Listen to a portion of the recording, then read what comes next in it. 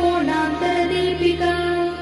Dakshayani दैत्यहन्त्री दक्षयज्ञविनाशिनी